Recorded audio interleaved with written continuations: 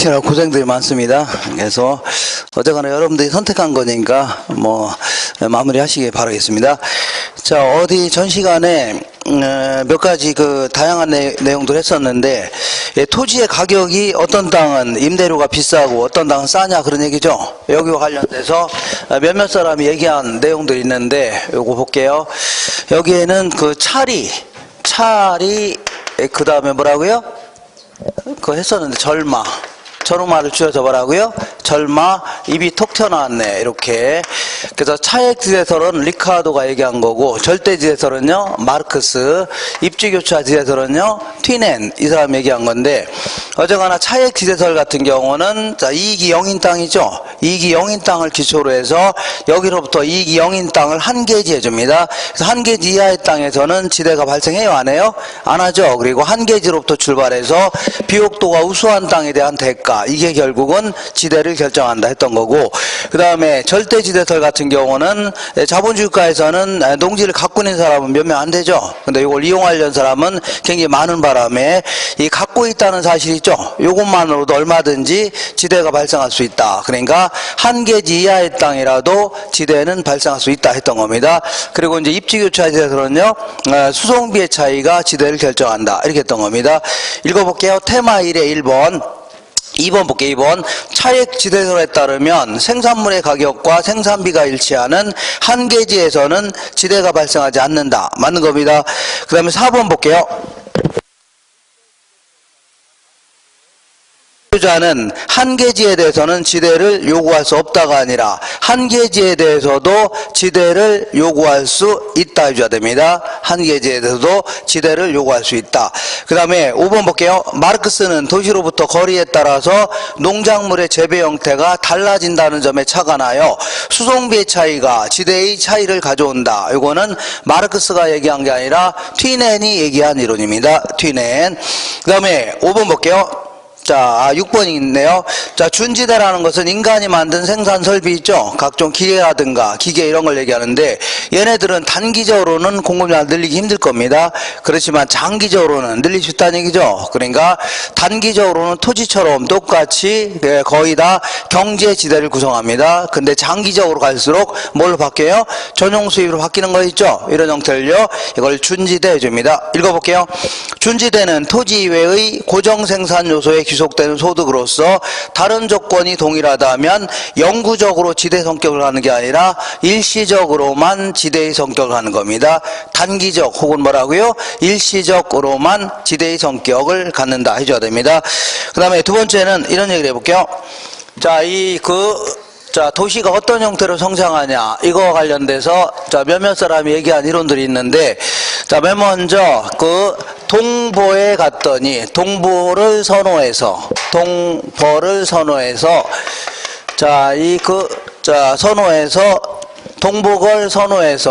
그쪽에 가서 최선을 다했슈. 근데 자, 유배당했슈. 기억나시나요? 이렇게. 어쨌거나 이 동심원이론은 버제스가 얘기한 겁니다. 그 다음에요, 이 선정이론은요, 호이트가 얘기한 거고, 다 핵심 이론은요, 해리스하고 율만이라는 사람이 얘기한 겁니다. 그 다음에 유상도시론은요, 베리가 얘기한 건데, 어쨌거나 동심원이론은 도시는 잔잔한 연못에 돌을 던지게 되면 동심원상으로 이렇게 퍼져나가죠. 이런 식으로 도시가 중천 근중통 이런 식으로 성장해 나간다 이렇게 했던 거고, 그 다음에 선형이론은 호이트라는 사람은 도시는 교통망을 중심으로 해서 교통이 아주 좋은 곳에는 고소득층, 교통이 안 좋은 곳에는요 저소득층 입주한다는 얘기죠. 이렇게 입주한다 했던 거고, 그 다음에 다핵심 이론 같은 경우는 도시는 하나의 핵이 아니라 다양한 핵이 있죠. 요걸 중심으로 성장한다. 그 다음에 자, 그 유상도시론은요, 도시는 그 간선도를 중심으로서 결과적으로 각종 업무시설이라든가 이 상가가 그 업무시설이 밑집 밖 아니냐는 얘기죠. 마치 리본 모양처럼 입지한다 이렇게 했던 겁니다. 한번 읽어볼게요. 테마 2의 1번. 동심원이론은 도시 내부 기능지역이 침입, 경쟁, 천위 과정을 거쳐서 중심 업무지구, 천위지대, 주거지역 등으로 분화한다고 하였다. 맞습니다. 3번 볼게요. 동심원설에 의하면 중심지와 가까울수록 범죄, 빈곤 및 질병이 적어지는 게 아니라 이 사람은 안쪽으로 갈수록 아무래도 저소득층들 있죠. 이런 분들이라든가 이런 분들이 거주하기 때문에 빈곤이라든가 질병 이런 거는 많아진다 했습니다. 빈곤 및 질병이 어떻다고요? 많아지는 경향을 보인다. 이렇게 했습니다.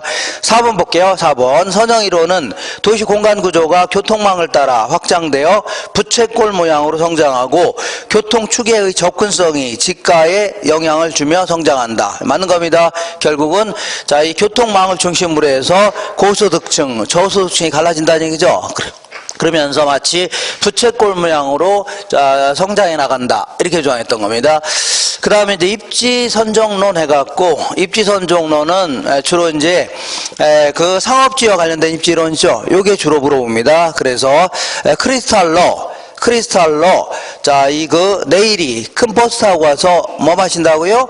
호프 마시러 가는 날이지. 이거 기억나시나요? 그래서 크리스탈러 같은 경우는 이 중심지가 성립하기 위해서는, 예를 들어 어떤 지역에 현대백화점을 입점하기 위해서는 최소한도로 이 고객수라든가, 자, 그러니까 망하지 않고 버틸려면 한 3만 명 정도 와줘야 된다, 한 달에. 아니면 반경 5km 내에 있는 사람 와줘야 된다는 얘기죠.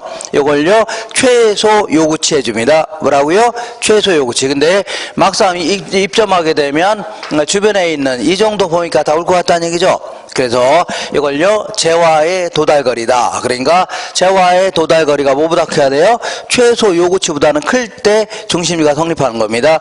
그 다음에 이제 레일리 같은 경우는 자, 뉴턴의 중력 모형, 요걸 통해서 만류인력 법칙을 이용해서 두 도시 간의 상권을 한번 정해봤는데, 요거는 A 도시고 얘는 뭐라고요? B 도시가 있고 주변에 또 다른 도시가 또 있다고 치자. 요때 이제 얘를 당기는 힘은 이 도시의 크기에는 비례합니다. 그리고 거리의 제곱에는요 반비례한다. 그리고 얘가 또 얘를 당기는 힘은요 도시의 크기에는 비례하고 거리의 제곱에는 반비례한다. 이렇게 하면서 양쪽이 똑같이 당기는 힘이 똑같은 지점을 분기점이라 해볼게요. 여기서 분기점을 찾아내서 결국은 분기점을 중심으로 해서 이렇게 상권이 정해진다, 그런 얘기죠. 그래서 여기서 한 사람 다 이쪽으로 간다, 그런 얘기입니다. 저쪽인 사람은 다 저쪽으로 간다, 그런 얘기인데, 요거는 좀 문제가 되는 게 뭐가 문제냐면, 여기 있는 사람은 무조건 이쪽으로 간다, 이런 식으로 확정론적인 논리를 폈던 겁니다. 근데 자, 여기에 만약 큰 강이 있다 그러면 저쪽으로 할 수도 있는 거죠. 네, 그리고 여기 있는 사람이 고소득층 계층일 경우는 오히려 대도시를 더 가려고 할 겁니다. 그러니까 이 자연적인 장애 요인, 구매 성향 이런 거를 무시했다는 얘기죠. 그래서 나온 게 허프의 모델입니다. 허프는 이제 도시 내에서 이 점포들 간의 그 상권을 한번 정해봤다, 그런 얘기입니다. 그래서 X라는 뭐 어떤 지구가 있는데, 지역이 있는데, 주변에 A라는 할인마트, B라는 할인마트, C라는 할인마트가 있다면, 자, 이렇게 여러 마트가 있을 겁니다. A마트, B마트, C마트. 그러면 얘를 당기는 힘이 있겠죠? 당기는 힘은 이 매장의 크기에는 비례합니다. 그리고 거리에는 반비례하는데, 요때 자연적인 장애 요인이라든가 구매 성향이 있죠? 요거를 거리 마찰 계수라는 거에다 반응했던 겁니다. 그래서 거리 마찰 계수 승수에 반비례한다, 이렇게 했던 겁니다. 이렇게 해서 상권을 정해봤다, 그런 얘기죠. 이렇게 한번 읽어볼게요. 자, 테마 3회 1번. 자, 레일리의 소매 인력 법칙에 따르면 두 개 도시의 상거래 흡입력은 두 도시의 인구에는 비례하고 두 도시의 분기점으로부터 거리의 제곱에는 어떻다고요? 반비례한다. 맞는 겁니다. 3번 볼게요. 호프는 상권 분석에서 결정론적인 접근보다는, 자 보세요. 결정론적인 접근보다는 뭐라고요? 확률론적인 접근이 필요하다고 보았다. 맞는 겁니다. 4번의 최소 요구치는 중심지 기능이 유지되기 위하여 최소한도의 수요가 요구되는 규모 있죠? 이걸 뭐라고요? 최소 요구치 해줍니다. 그 다음에 5번 같은 경우에 아주 해마다 거의 물어보는데, 요거는 이제 풀고 제가 설명은 좀 복잡해 보이는데, 문제가 나오면 아주 간단히 할 수 있습니다. 자, 허프의 모형을 활용하여 X지역 지역의 주민이 할인점 A를 방문한 확률과 할인점 A의 월 추정 매출액을 순서대로 나열한 것은 이렇게 되어 있네요. 그러면 X지역의 현재 주민은 몇 명 산대요? 4,000명이 거주하고 있답니다. 여기 얼마 거주하고 있다고요? 4,000명이 거주하고 있대요. 그 다음에 거기 보니까 1인당 할인점에 소비할 금액이 한 35만 원 정도 된답니다. 그 다음에 공간 마찰 계속은 거리 마찰 계수가 2랍니다. 주민은 모두 구매자이고 ABC 할인마트에서만 구매한답니다. 어쨌거나 할인점 A는 면적이 500제곱미터이네요. 요거는 500제곱미터. 그 다음에 B하고 C는요 450제곱미터네요. 300제곱미터, 450제곱미터 이렇게. 그 다음에 거리를 보니까 5km, 10km, 15km네요. 자, 5km, 그 다음에 10km, 그 다음에요 15km 이렇게 되네요. 자, 그러면 먼저 이렇게 자, A가 얘를 당기는 힘이 있죠? A가 얘를 당기는 힘은 그 매장의 크기에는 비례합니다. 그러니까 500에는 비례하죠. 이렇게. 그리고 여기부터 여기까지 거리에는 반비례하는데 이때 거리 마찰계수가 2다 그러면 요 2제곱 해주면 됩니다. 아셨죠? 이런 식으로 이것도 똑같이 해주면 됩니다. 이것도 300을 뭘로 나누면 돼요? 10의 제곱으로 나누면 됩니다. 얘도 얼마라고요? 450을 15의 제곱으로 나누면 돼요. 그럼 요 계산하면 얘는 20이 될 겁니다. 얘는 얼마라고요? 얘는 3이 될 겁니다. 얘는요 2가 될 겁니다. 아마 이렇게 될걸요? 자, 맞네요. 그러면 이렇게 계산했죠? 네, 계산했으면 무조건 요 3개 더해봐요. 자, 23, 2 더하면 얼마요? 25죠? 그럼 25분의 20, 25분의 20 해주면 80%가 됩니다. 몇 프로라고요? 80%. 그러면 이 중에서 4,000명 중에 80%니까 4832에서 3,200명 정도 갈 거 아니냐. 몇 명이 갈 거라고요? 3,200명. 자, 그러면 3,200명 정도가 갈 건데 한 명당 얼마 정도 쓴다고요? 35만 원 정도 쓴다고 했죠? 그러면 계산하면 얼마냐면 11억 2천만 원. 11억 얼마라고요? 2천만 원 이렇게 됩니다. 이렇게. 자, 그러니까 A 매장으로 갈 확률은 얼마라고요? 80%. 그 다음에 추정 매출액은 얼마라고요? 11억 2천만 원. 이렇게 계산하면 됩니다. 되셨죠? 할만한가요? 자, 그래서 요거는 이거 뒤에 다 해설이 있으니까 자, 요거는 설명을 하니까 이렇게 복잡해 보이는 거지. 원래 실전에서 이렇게 그림으로 만약 주어진다면 자, 그림 박스로 주어도 상관없습니다. 무조건 이렇게 하시면 됩니다. 500 나누기 5의 제곱하면 20 나옵니다. 300 나누기 10의 제곱하면요 3이 나와요. 450 나누기 15의 제곱하면 2가 나오죠. 그러면 세 개 합치면 얼마요? 25죠? 25분의 20 하면요 80%가 됩니다. 0.8. 그러니까 얘들이 80% 간다는 얘기죠. 3,200명 곱하기 얼마 해줘요? 35만원 이렇게 해주면 11억 2천만원 바로 나옵니다. 할 수 있죠? 이렇게 금방 되니까 연습만 하면 금방 됩니다. 연습만 하면 뭐 금방 할 수 있는 겁니다. 그 다음에 7번 볼게요. 자, 집심성 점포는 같은 업종이 서로 모여 입지해야 유리하다. 요거는요 집재성 점포를 얘기합니다. 무슨 점포라고요? 집재성 점포. 그 다음에 8번 볼게요. 전문품점은 여러 상점들을 상호 비교한 후에 구매하는 상품을 취급하는 점포이다. 요거는요 선매품점을 얘기합니다. 선매품점. 자, 제 발음을 못 알아듣겠다 그러면 뒤에 해설에 있습니다. 하시면 돼요. 그 다음에 자, 거기에 9번 볼게요. 잡화점 세탁소는 산재성 점포이다. 요거는 맞는데 백화점 귀금속점은 집재성 점포다. 요게 틀렸네요. 백화점 귀금속점은요 집심성 점포다 해줘야 됩니다. 뭐라고요? 집심성 점포. 그 다음에 일반적으로 상품이나 서비스의 구매 빈도가 낮다. 그래, 구매 빈도가 낮다는 얘기는 우리 백화점 같은 경우는 어쩌다 한번 가는 거예요? 아침 저녁으로 막 다녀요? 어쩌다 한번 다니는 거죠. 그러니까 이런 것들은 일반적으로 매장의 규모가 클 수밖에 없습니다. 그러니까 상권의 규모는 작다가 아니라 크다 해줘야 됩니다. 상권의 규모는 뭐라고요? 크다. 그 다음에 12번은 지금 잠시 후에 할 겁니다. 배보의 공업 입지론에 따르면 기업의 수송비, 인건비, 집적 이익의 순으로 각 요인이 최소가 되는 지점에 입지한다. 맞는 듯한데 집적 이익 있죠? 이익은 뭐 커야 돼요? 작아야 돼요? 커야 되겠죠. 그러니까 집적 이익은 최대가 돼야 됩니다. 뭐라고요? 최대가 된다. 그 다음에 14번도 잠시 후 할 건데 입찰 지대곡선은 토지이용에 따른 판매액이 극대화되는 지대곡선을 연결한 게 아니라 순이익이 극대화된 지점이 있죠. 요걸 쭉 연결한 겁니다. 판매액이 아니라 뭐라고요? 순이익이 극대화되는 지점을 쭉 연결해서 연결한 곡선을 뭐라고요? 이거를 집찰지대 곡선 이렇게 얘기합니다. 자, 그래서 이런 얘기는 지금 당장 하기로 하고, 어쨌거나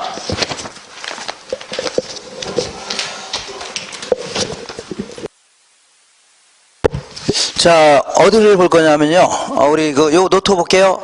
노트에 자 64페이지 볼게요.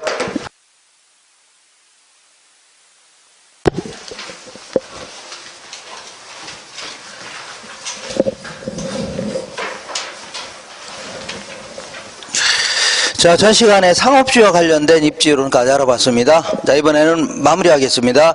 공업 입지론 해갖고 우리 교재는 200페이지 있을 겁니다. 200페이지. 그리고 한 장 넘겨보시면 66페이지에 자, 중간에 농업 입지론 요거 있는데 요거는 198페이지에 있습니다. 몇 페이지라고요?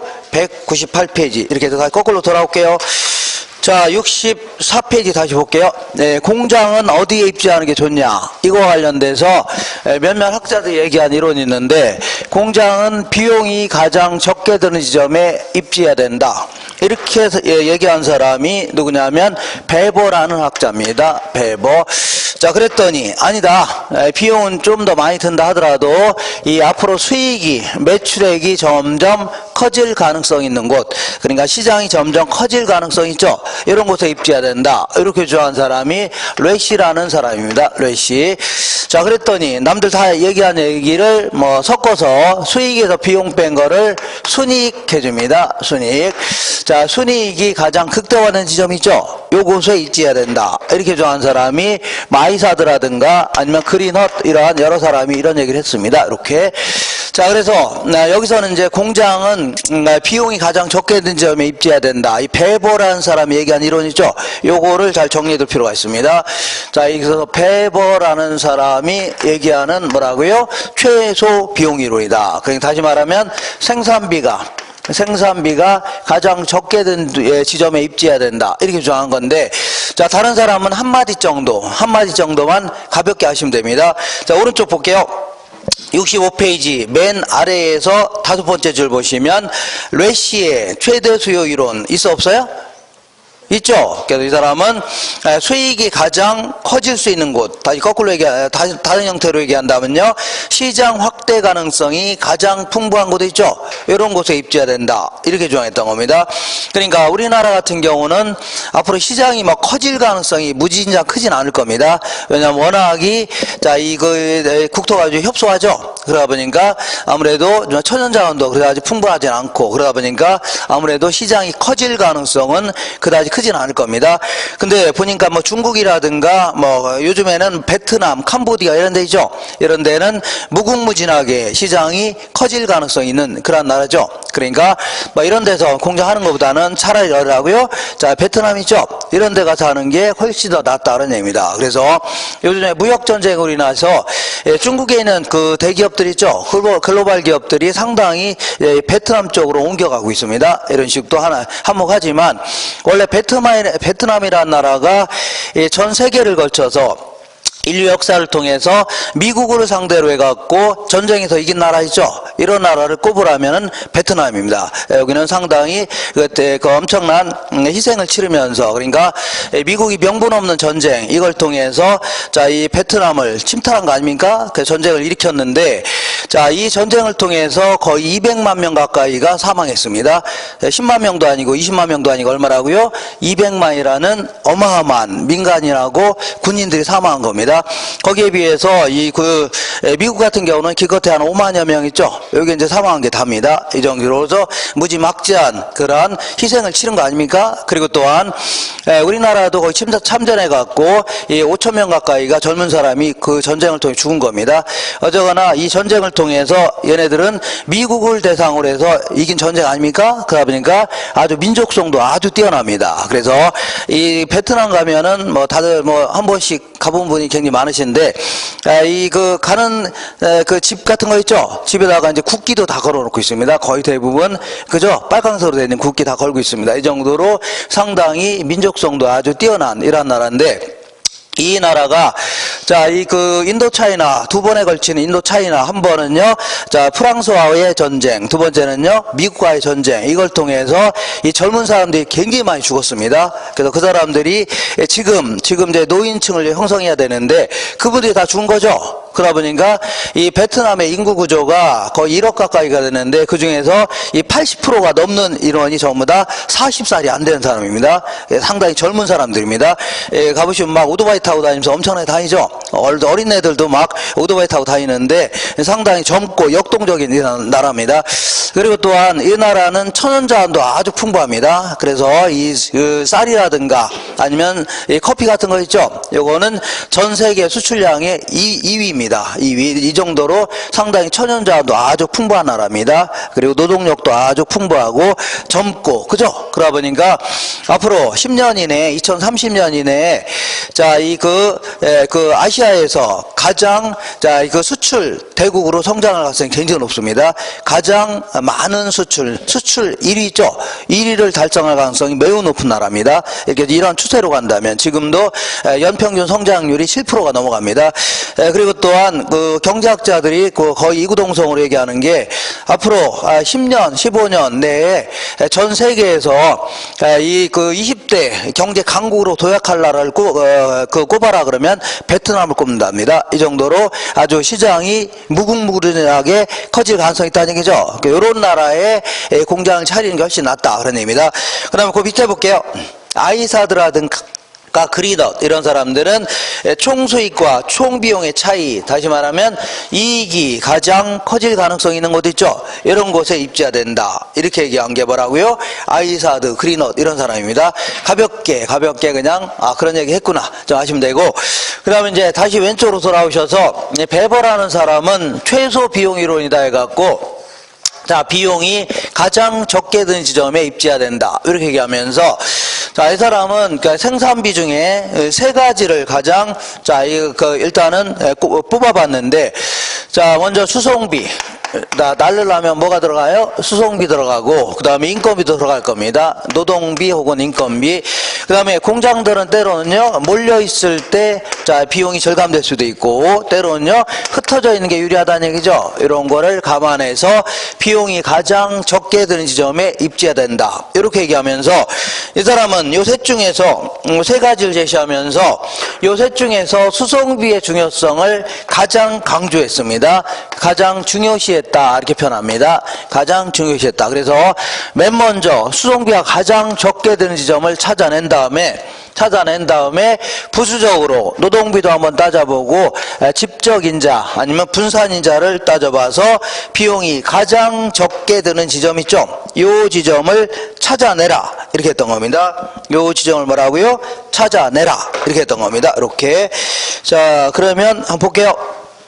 자, 그러면 맨 먼저 수송비는 이렇게 볼게요. 자, 수송비는 크게 두 가지가 들어갑니다. 원료도 공장까지 날려야 되겠네요. 원료의 수송비, 그리고 완성된 제품도 시장까지 날려야 되죠. 이 두 가지의 수송비가 들어갈 텐데, 이 두 가지의 수송비 합이 가장 최소가 되는 지점, 이 지점이 일단은 최적의 공장 입지라는 얘기죠. 요거 맨 먼저 찾아낸 다음에, 두 번째는 이제 노동비, 그 다음에요 집적인자 이런 걸 따져봐서 비용이 가장 적게 되는 지점이 있죠. 요거를 찾아내라 이렇게 했던 겁니다. 그래서 이렇게 해볼게요.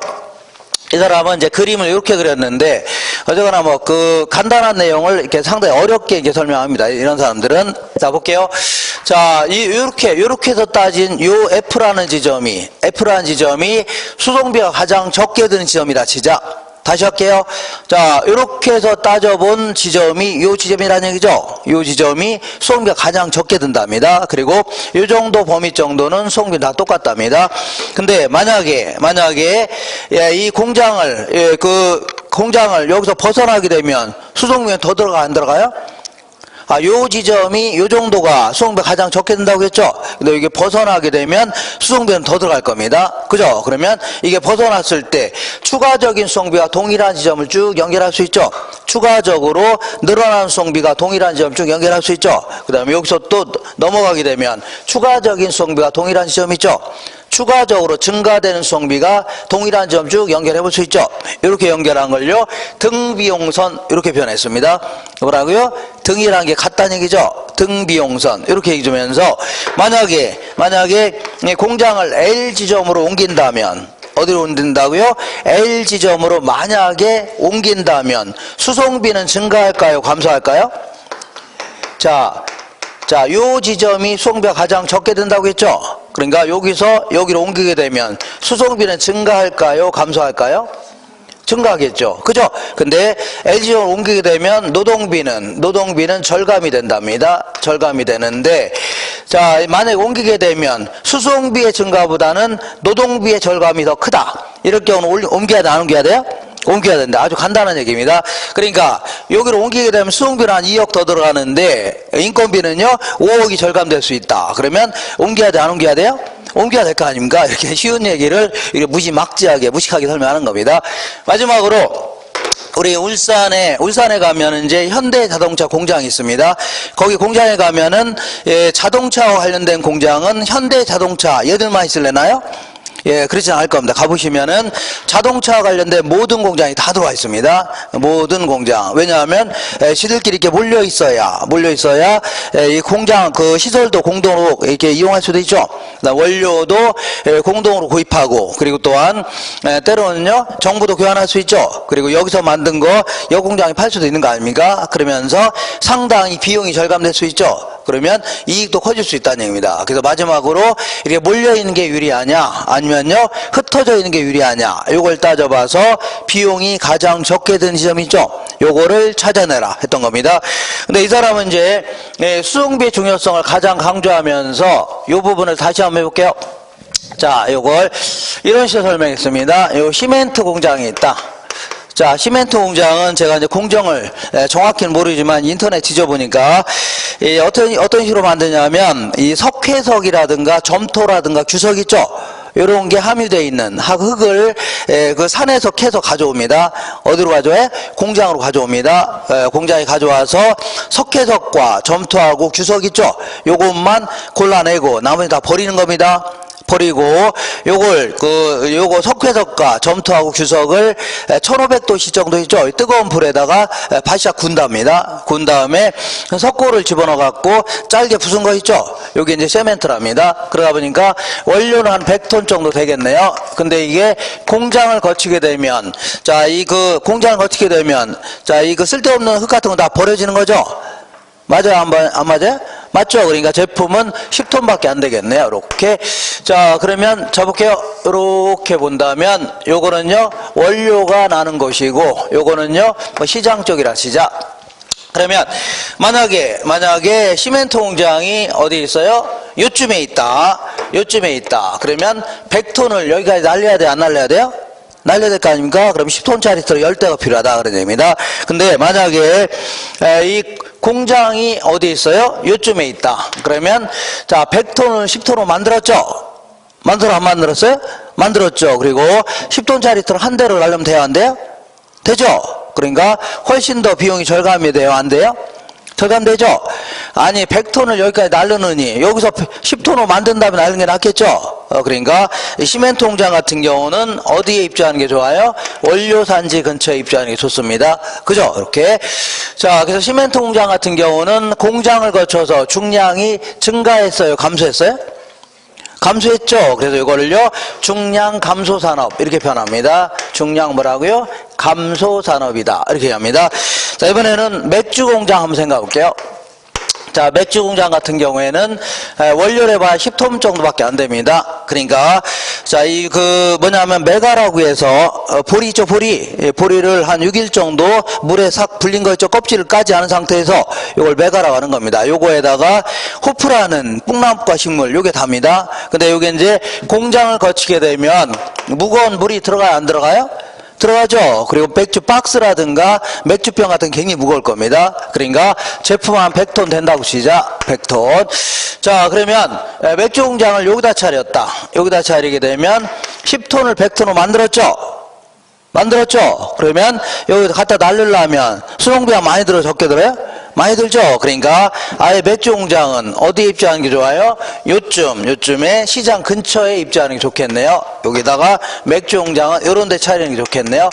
자, 그러면 이 맥주 공장 같은 경우에는 공장을 거쳐서 중량이 증가했어요? 감소했어요? 증가했죠. 그래서 이런 거를요, 중량 증가 산업이다. 이렇게 표현합니다. 무슨 산업이라고요? 중량 증가 산업이다. 자, 그리고 이렇게 알고 계시. 그러니까 우리 시멘트 공장은 우리 주변에 보여요, 안 보여? 안 보이죠? 산속에 있으니까 그런 겁니다. 근데 맥주 공장 같은 경우는 옛날에는 다 막 도심 한복판에 있고 그랬습니다. 영등포에 오비맥주 공장 같은 거 있죠? 이런 거라든가 도시 주변에 막 있습니다. 그도 그런 것이 이렇게 중량 증가 산업이니까 그렇다. 이렇게 생각하시면 됩니다. 그리고 부수적으로 몇 가지만 볼게요. 만약에 부패하기 쉬운 원료를 가지고 생산하는 산업, 예를 들어 꽁치 통조림 같은 거 볼게요. 통조림 같은 거, 공장 같은 거를 여기 강원도에서 잡아서 여기서 잡아서 도시까지 날리려면 상할 수 있어 없어요? 있죠. 그러니까 아예 바닷가 근처에서 통조림을 만든 다음에 낳는 게 훨씬 낫겠네요. 그죠? 이런 것들은 어디에 입주하는 게 좋아요? 이 공장, 이 원료 산지 근처에 입주하는 게 좋습니다. 이번에는 부패하기 쉬운 완제품을 생산하는 산업, 이런 산업. 예를 들어서 빵 공장 같은 거 볼게요. 빵 공장 같은 경우에는 자 보세요. 이렇게 자, 빵 공장을 그 농지에서 빵을 만들어서 도시까지 날리려면 상해요, 안 사요?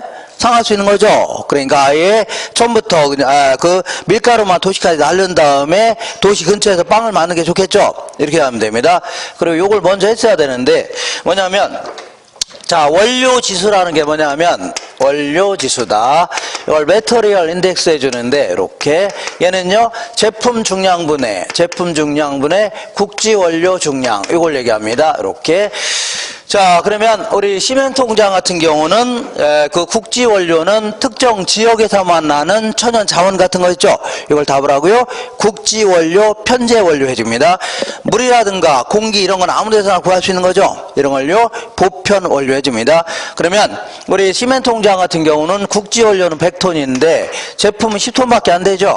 그러면 계산하면 10이 됩니다. 그러면 이게 의미하는 게 뭐냐면 제품 1톤당 원료는 몇 톤 들어간다는 얘기예요? 10톤이 들어간다는 얘기입니다. 그러니까 제품보다 원료가 훨씬 무겁다는 얘기죠. 그러니까 얘네들은 그 원료지수가 1보다 큰 산업. 자, 10은 1보다 크죠? 이런 산업은 원료 산지 근처에 입주하는 게 좋습니다. 맥주 공장 볼게요. 맥주 공장은 원료는 10톤밖에 안 되는데 제품 100톤이나 되죠? 그러면 0.1이 되겠네요. 얘가 의미하는 게 뭐냐면 제품 1톤당 원료는 몇 톤 들어간다고요?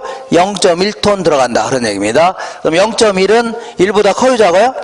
작죠. 그러니까 얘는 원료주수가 1보다 작은 산업 해주면 되겠네요. 이렇게. 자, 그 다음에 주로 볼게요. 아까 얘기한 대로 편제 원료는 국지 원료 해줍니다. 편제 원료라든가 이런 걸 주로 가지고 생산하는 산업 있죠. 이런 산업은 원료 산지 근처에 입주하는 게 좋습니다.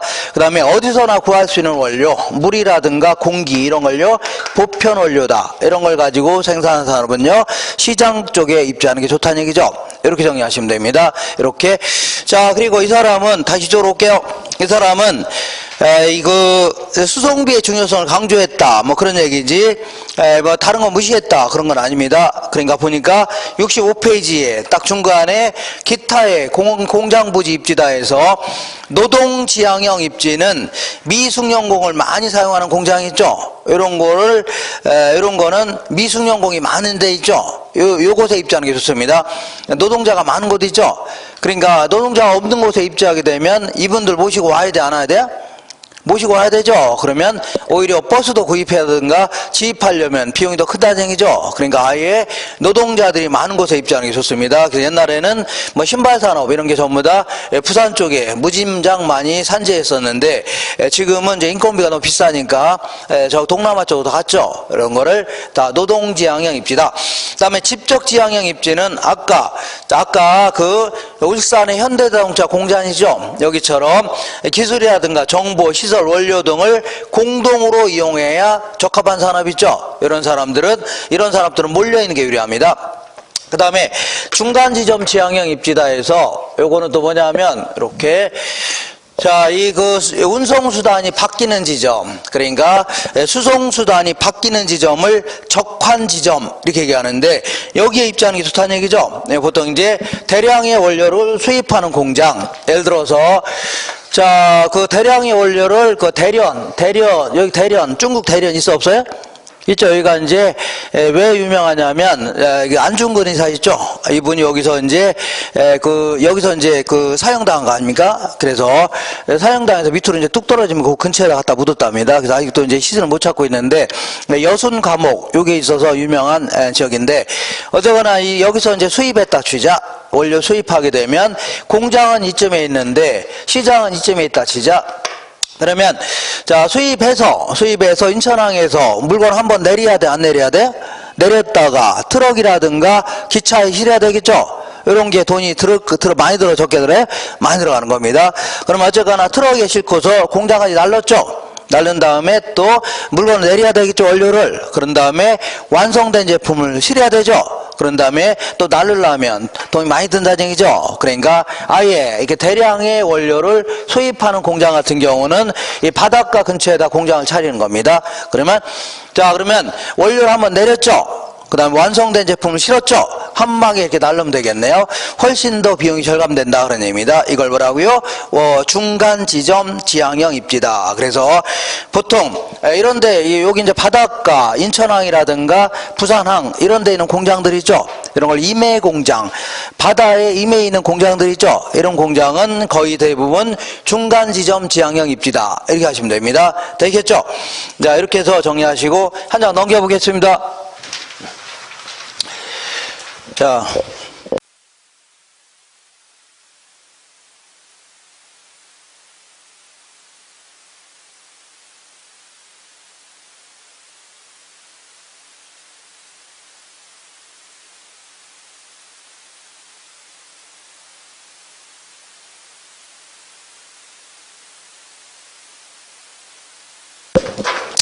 자, 거기 66페이지 찾으셨나요? 자, 이번에 이제 농업 입지론 알아볼게요. 농업 입지론은 이제 튀넨이 얘기한 이론, 요걸 공부할 겁니다. 이 사람은 이제, 자, 1826년도에 고립국 모형이다. 고립국 모형을 통해서, 이 두 가지 이론을 발표했는데, 어쨌거나 고립국 모형은 뭐 이런 얘기입니다. 여기가 뭐가 있냐면, 도시가 있는데, 여기가 뭐 어떤 도시가 있는데 이렇게 이 도시 근처에 농지가 이렇게 동심원을 그리면서 쭉 있습니다. 이렇게 쭉 있는데 이렇게 자 원래 6개 정도를 그렸는데 저는 5개만 그릴게요. 하나, 2개. 자 이런 농지들이 있는데 이 농지들은 전부 다 농사지어서 요 도시만 갖다 대다 팔아야 됩니다. 요 도시. 만약에 시농지는 여기에 또 다른 도시가 있다. 그러면 여기다 갖다 파는 게 수송비 훨씬 더 절감되겠죠. 근데 이런 도시는 없습니다. 이런 도시는 없고 그냥 마치 섬처럼 고립되어 있다 해서 뭐라고요? 고립국 모형이다. 그러니까 어떤 나라가 있는데 섬처럼 생겼는데 도심 한복판에 이 섬 한복판에 도시가 있죠. 그리고 이제 주변에 농지들 쭉 있는 이러한 그 나라입니다. 이런 나라를 가정하는 겁니다. 이해가 되겠죠? 그래서 그리고 여기 있는 건 전부 다 농사 지어서 지주들은 농사 안 짓습니다. 지주들은 농사 지어요? 안 지어요? 안 짓고 농부들이 전부 다 이걸 빌려서 농사 짓는 이런 형태인데 어쨌거나 이 고립국 모형을 통해서 두 가지 이론을 발표했는데 먼저 입지교차 지대설이다. 요거는 잠시 전에 한 것처럼 자 이 농지가 자 이 지대가 차이가 나는 이유가 뭐냐? 이거는 이제 수송비의 차이 때문이다. 수송비의 차이가 지대를 결정한다. 이렇게 했던 거고 그 다음에 두 번째는 농업 입지론까지도 발표했는데 농업 입지론이다. 그래서 이 사람은 이제 이런 농지는 어떤 농업 입지하고 이런 거 뭐가 입지하고 이러한 농업 입지론까지 발표했습니다. 그래서 이 사람은 이런 식으로 자 입찰 지대에 따라서 지대에 따라서 농업 입지가 결정된다. 이렇게 했던 겁니다. 그럼 입찰 지대가 뭐냐? 입찰 지대라는 것은 거기 읽어볼게요. 입찰 지대는 자, 이 지대는 고려하지 않은 순이익이 있다면 그 정도를 주주가 돈 달라면 최대한 지불할 용의가 있는 가격이죠. 입찰에 붙었을 때 그 정도는 최대한 지불할 용의가 있다 그런 얘기죠. 이걸 뭐라고요? 입찰지대다. 그러니까 만약에 입찰에 붙었는데 내가 지주한테 그 정도는 최대한 어떻다고요? 지불할 수 있다는 얘기죠. 이걸 뭐라고요? 입찰지대다 해줍니다. 그래서 한번 볼게요. 자, 요 순이익이 있는데 이 순이익은 아직은 지대는 고려했어 안 했어요? 안 했다는 얘기입니다. 자, 그러면 순이익은 항상 수익에서 뭘 뺀 거라고요? 비용을 뺀 걸 얘기합니다. 수익에서 뭘 뺀 거라고요? 비용을 뺀 거를 순이익해 주는데, 자, 수익은 매출액을 얘기합니다. 내다 팔은 가격을 매출액 혹은 매상고, 여기서 각종 비용을 빼야 되죠. 그러니까 씨 뿌리고 경작하는 생산비 빼야 되겠네요. 그 다음에 갖다 날리려면 수송비 들어 안 들어요? 수송비 들죠? 수송비도 빼야 되겠네요. 수송비도 빼야 되고, 그 다음에 또한 지주한테 돈도 줘야 되죠. 그러니까 지대도 빼야 되는데, 지대 이렇게 빼야 되는데, 아직은 얘는 고려했어요 안 했어요? 아직 안 뺐다는 얘기죠. 그러면 이 정도가 남았다는 얘기입니다. 그리고 항상 우리 경제학에서는 이 생산비에는 정상적인 이윤도 포함됩니다. 어떤 이유라고요? 먹고 살 만큼의 이윤이죠. 요거 다 생산비에 포함됩니다. 그러면 요 정도 남았어요 안 남았어요? 남았죠? 그러면 지주가 돈 달라면 이 정도는 최대한 지불할 용의가 있다 그런 얘기입니다. 입찰에 붙었을 때 이 정도는 최대한 뭐라고요? 지불할 용의가 있다. 이걸 뭐라고요? 입찰지대다 입니다. 뭐라고요? 입찰지대다. 자, 그러면 요걸 통해서 예를 먼저 설명해 볼게요. 자, 어떤 땅이든 A, B, C 세 가지 모두 다 이 밀농사를 가정해 볼게요. 무슨 농사라고요? 밀농사를 가정하는데 셋 다 비옥도는 똑같다고 가정해 보자. 뭐가 똑같다고요? 비옥도가 똑같다면 단위 면적 땅 비옥도가 똑같다면 생산량도 거의 비슷할 거 아니냐는 얘기죠. 그죠? 그러면 갖다 파는 금액도 거의 비슷하겠네요. 그죠? 그 다음에 셋 다 씨 뿌리고 경작하는 비용은 똑같다 가정해보자. 뭐가 똑같다고요? 생산비도 동일하다 가정해보자. 근데 A라는 농지 같은 경우는 내다 팔려면 수송비가 많이 들어 적게 들어요? 자, A라는 농지 저기 볼게요. 수송비가 많이 들어요 적게 들어요?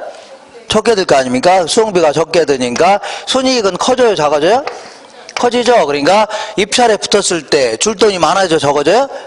지불하고자 하는 금액이 많아질 수 있죠. 근데 자, C라는 농지 볼게요. C라는 농지는 자, 수송비가 많이 들어요 적게 들어요?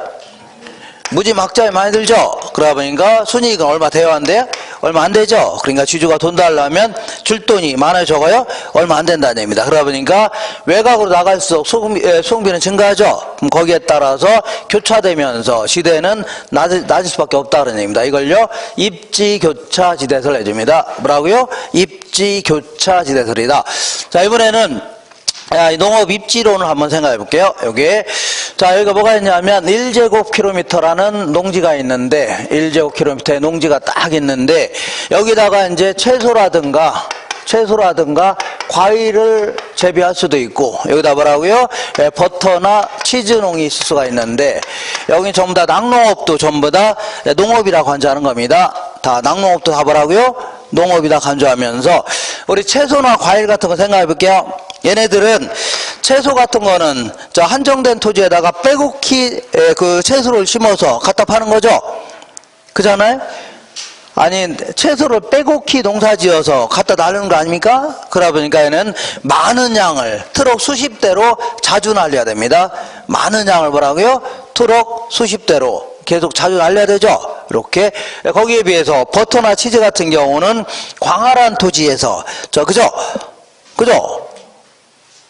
수천 평의 토지에서 뭐라고요? 거기서 이제 그 낙농업 하는 거 아닙니까? 그죠? 그래서 요거를 치즈 같은 건 어떻게 하는 거예요?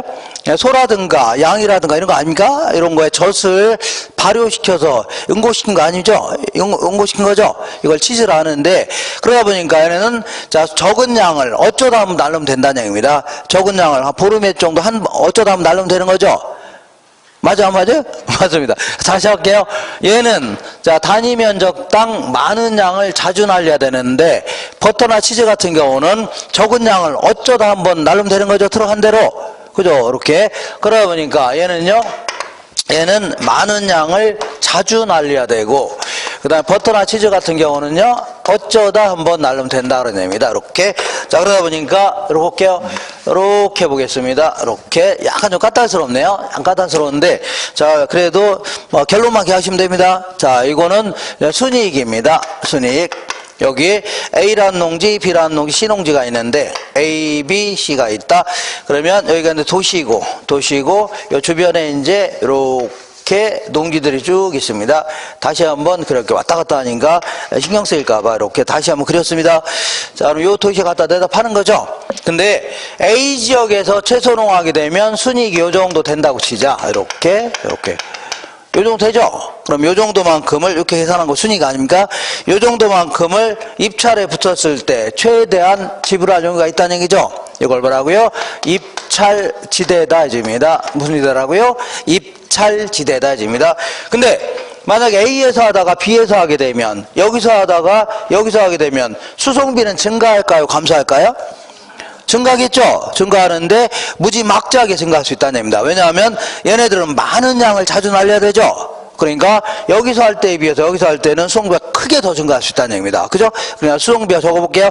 크게 증가하니까 순이익은요, 팍 줄을 수가 있다. 팍 줄을 수다. 그러니까 B에서 하게 되면 순이익이요, 팍 줄을 수가 있다. 그런 얘기입니다. 이렇게.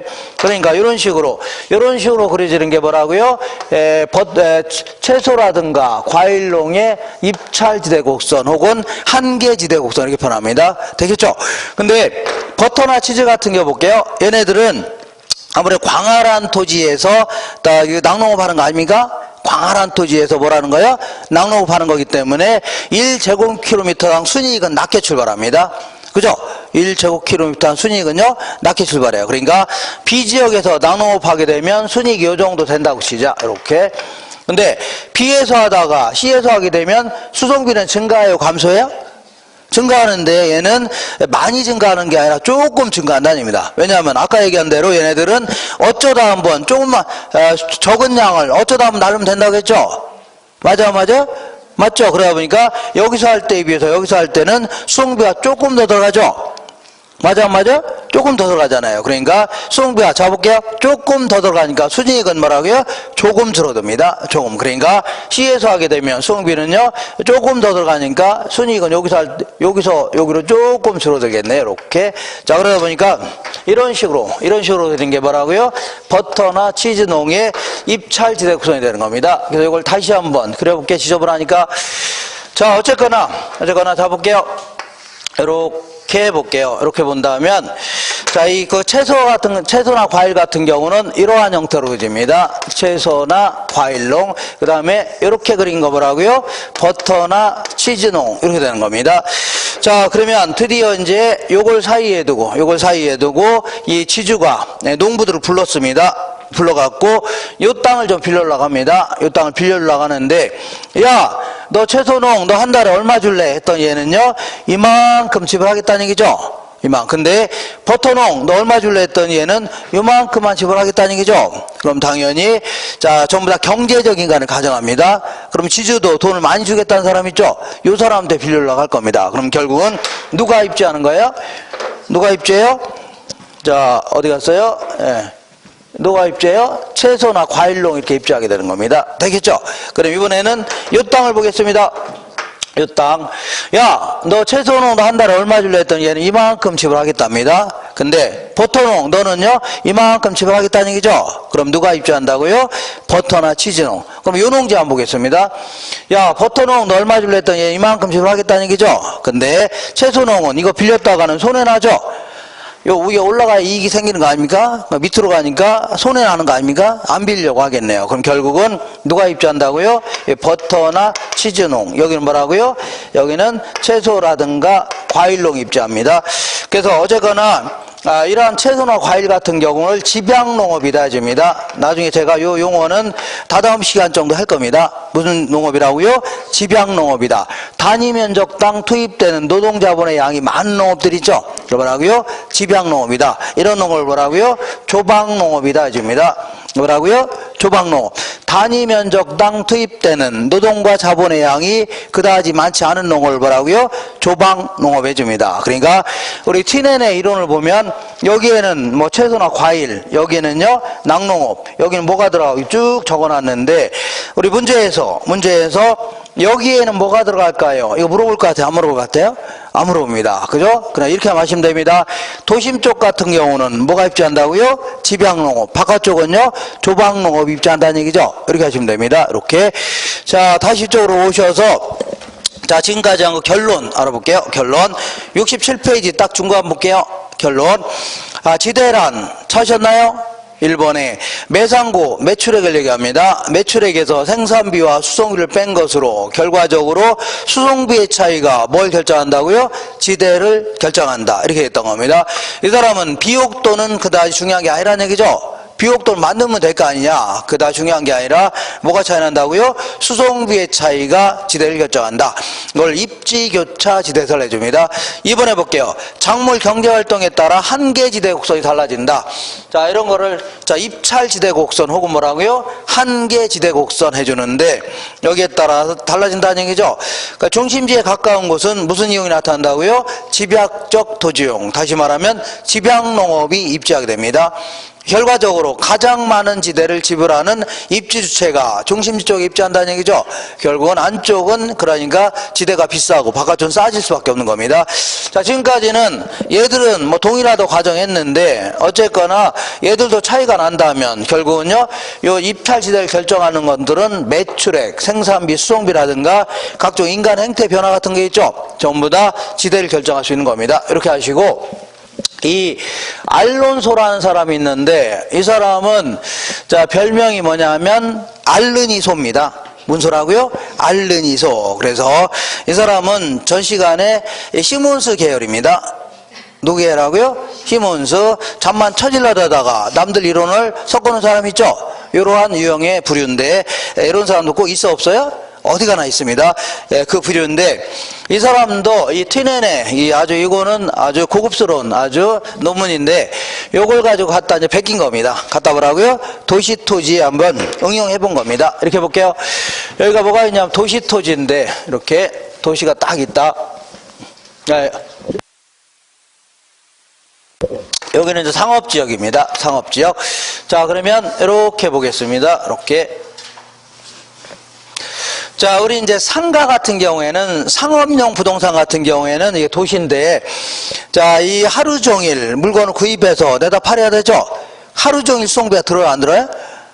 하루 종일 수송비 들어가는 거 아닙니까? 그리고 얘네들은 이렇게 그 도심 쪽에서 하기 때문에 한정된 토지에다 층수를 높여서 이용하는 거 아닙니까? 그러다 보니까 일단은 순이익은 높게 출발합니다. 어떻게 출발한다고요?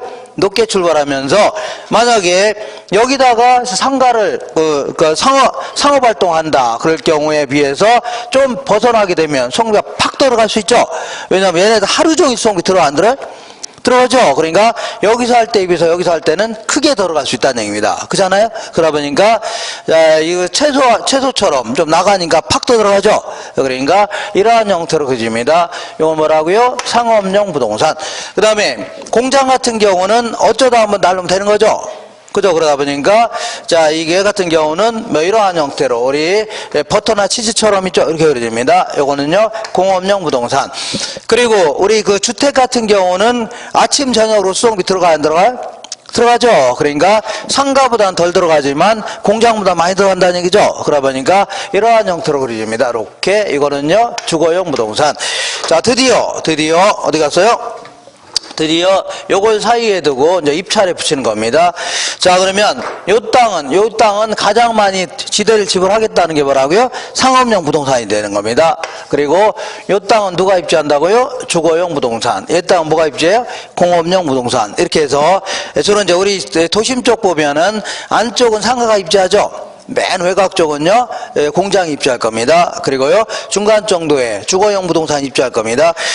자, 그래서 우리 그 교재에 잠깐 볼게요. 200페이지 잠깐 보겠습니다.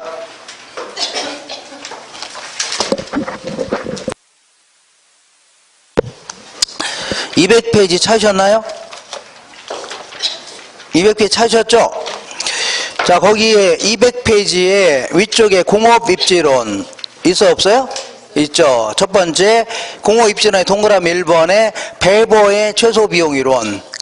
첫 번째 줄 중간에 자, 그래서 자, 중요인자로는 공업입지론의 중요인자로는 생산과 판매에서의 최소 수송비가 드는 지점 있죠. 요거를 가장 중요시하면서 그 밑에 기억본 볼게요.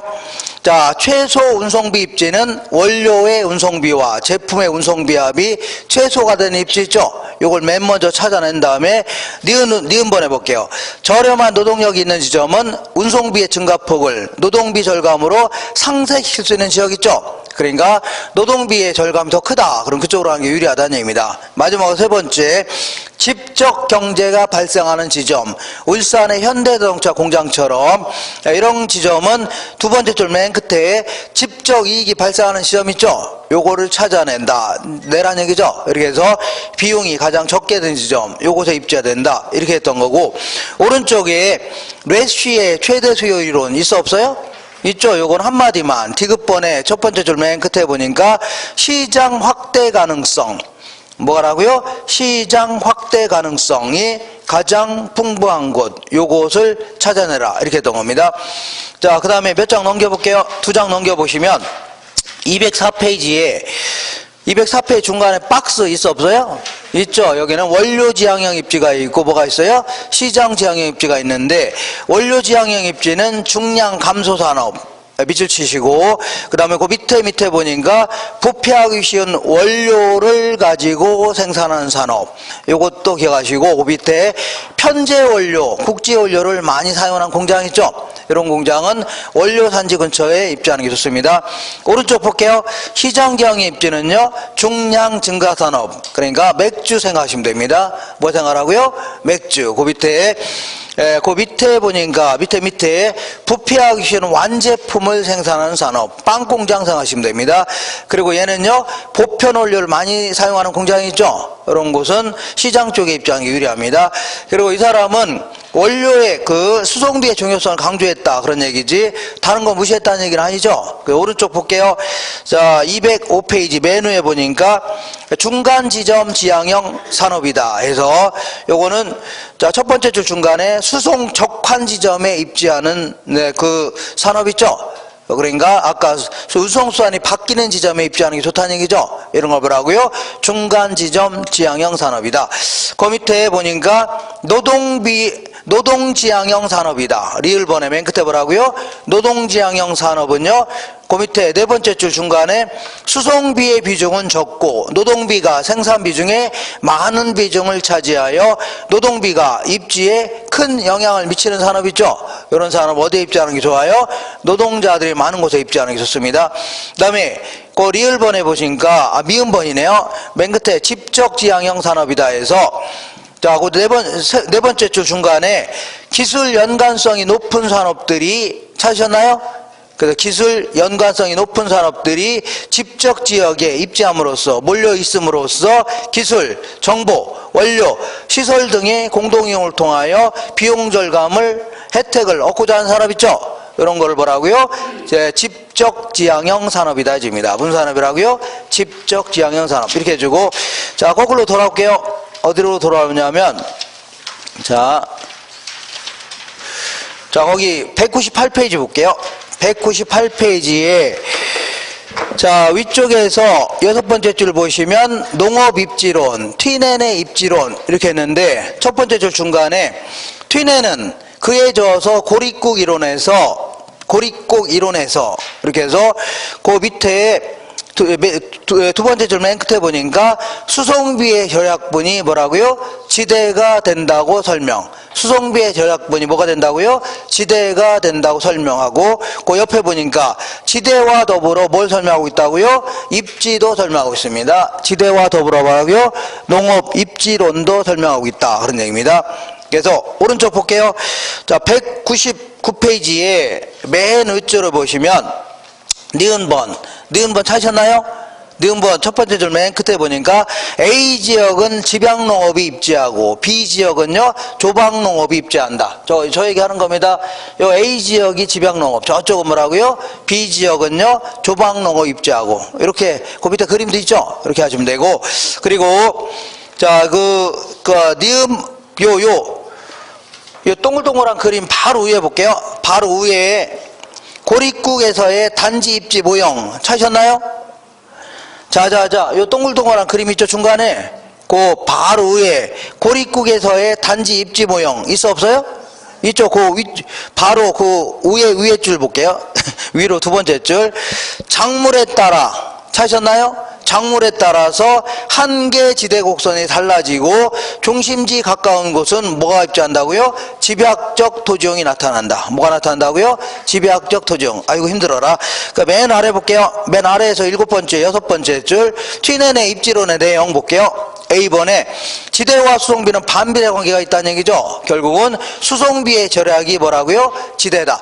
수송비가 증가하면 그만큼 지대는 감소하죠. 이렇게. 그리고 B번 볼게요. 작물 경제 활동에 따라 한계 지대 곡선이 달라지죠. 채소나 과일과 버터나 치즈 같은 게 달라진다는 얘기입니다.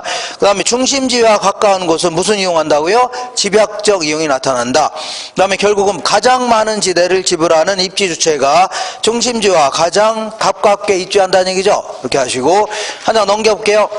농산물의 가격 맨 위에 생산비, 수송비, 인간의 행태 변화는 지대를 변화시킨다는 얘기죠. 이렇게 해서 지금 얘기한 거 그대로 써놨을 겁니다. 오히려 좀 이제 책이 약간 부족하네요. 그래서 제가 써놓은 거 있죠. 교재에 있는 내용만, 노트에 있는 내용만 잘 정리하시면 돼요.